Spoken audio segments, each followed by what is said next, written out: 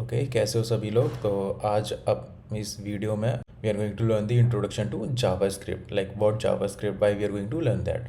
So let's get started. Why we are going to learn the JavaScript, or you can say why we are going to learn the programming languages. Why? Because we need languages like to communicate with the machines. So why we are going to learn that in our scenario? Because to give instruction to machine in order to perform task. So what does it means, like to give instruction to machine? Here the machine, what does it refers, like it refers to your laptop or a mobile phone, right? So to give instructions, आप कुछ भी instruction देते हो machine या फिर अपने laptop या mobile phone को कि वो एक पर्टिकुलर टास्क परफॉर्म कर सके, तो उसके लिए आपको एक लैंग्वेज की ज़रूरत पड़ेगी, ऑब्वियस ही बात है। तो that's why we are going to learn that are programming languages, right? So what the basic mechanism, you can say, what is the basic mechanism the programming languages work, right? Because the programming languages, जो अपनी programming languages होती है वो directly आपका machine, laptop या mobile phone तो समझ नहीं सकता। तो उसके लिए एक बेसिक मैकेनिज़्म होता है। वो क्या है कि जो अपनी मशीन होती है ना, machine, it's only understands binary languages. जो कि आपके पहले आपने पढ़ा होगा कि जो भी मशीन्स होती हैं, आपका लैपटॉप या मोबाइल फ़ोन, वो सिर्फ़ और सिर्फ बाइनरी लैंग्वेज में ही वर्क करती हैं। तो इसका बेसिक मैकेनिज़्म जो है, एक प्रोग्राम होता है, अगर वो कोई भी लैंग्वेजेस में है, not only in JavaScript, C plus plus में भी हो सकता है, वो सी में भी हो सकता है, जावा में भी हो सकता है, राइट? तो उसके लिए क्या होता है कि आपने कोई भी प्रोग्राम लिखा, तो जब आप प्रोग्राम को रन करते हो तो उसके लिए आपको एक कंपाइलर की नीड होती है। तो वो कंपाइलर का क्या काम होता है? It's compiles code in zero, in binary language, zero और one.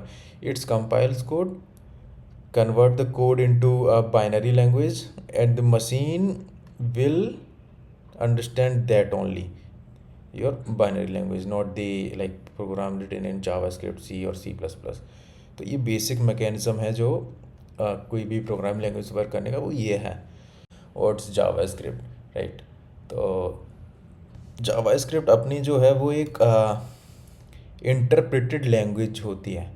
What does it means? Interpreted language is like execute code line by line, right? There is two types of languages, interpreted and जो आपकी दूसरी language होती है वो होती है compiled languages।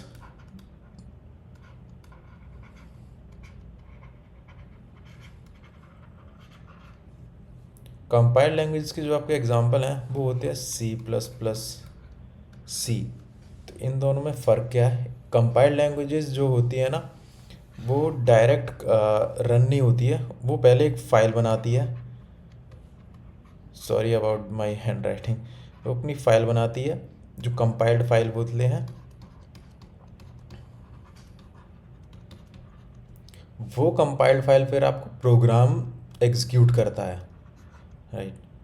This is the basic mechanism of compiled languages. Compiled languages C और C plus plus, वो सबसे पहले एक फ़ाइल बनाती है कंपाइल्ड के फॉर्म में, जो कि अपनी बाइनरी लैंग्वेजेस से वो प्रोग्राम रन करता है। बट इंटरप्रेटेड लैंग्वेजेस में, लाइक इन जावास्क्रिप्ट, होता क्या है कि execute codes line by line, line by line code execute होगा। लाइक अगर आपका टेन लाइन्स ऑफ कोड है, तो 10 लाइन्स ऑफ कोड वो लाइन बाई लाइन रन होगा। पहले फोर्थ लाइन रन होगी, फिर fifth, six, seventh, like that, right? So second point is that runs the code until error comes. Here we can take an example, like the error is in line 8। अगर 8th line में error है, 1 to 7th line है, वो successfully run होगी। After 8th line the program will not execute. तो you can say it's partially run until the error comes। So this is the interpreted language. JavaScript is interpreted language. Yeah, dynamically typed. JavaScript is dynamically typed. Here the question is come, what is dynamically typed? We do not need to specify what type of variable is. In JavaScript आपको variable का type declare नहीं करना पड़ेगा, like वो integer है या string है।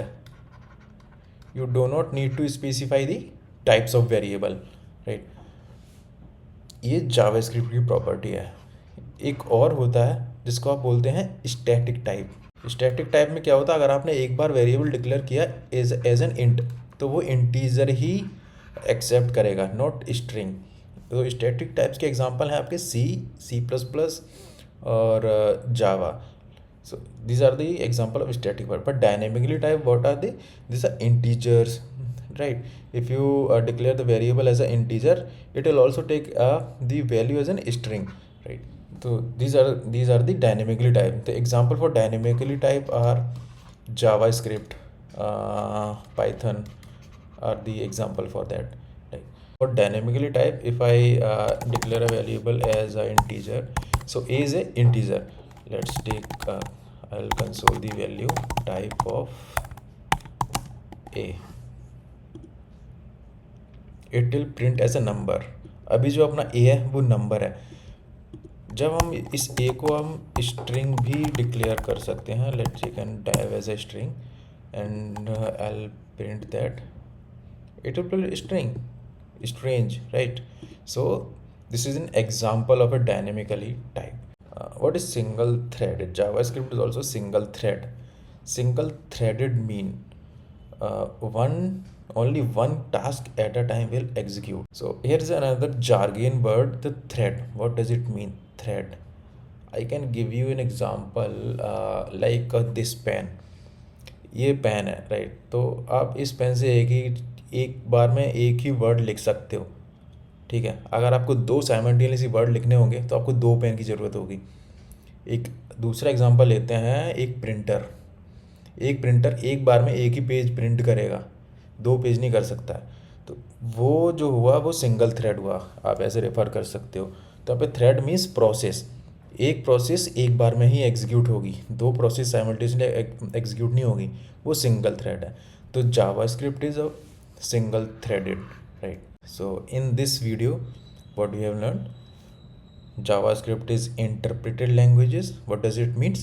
It execute code line by line until error comes. It is interpreted. Dynamically typed. JavaScript is dynamically typed. Means we do not need to declare a type of a data variable in JavaScript. This is it, dynamically typed, or you can say the loosely typed.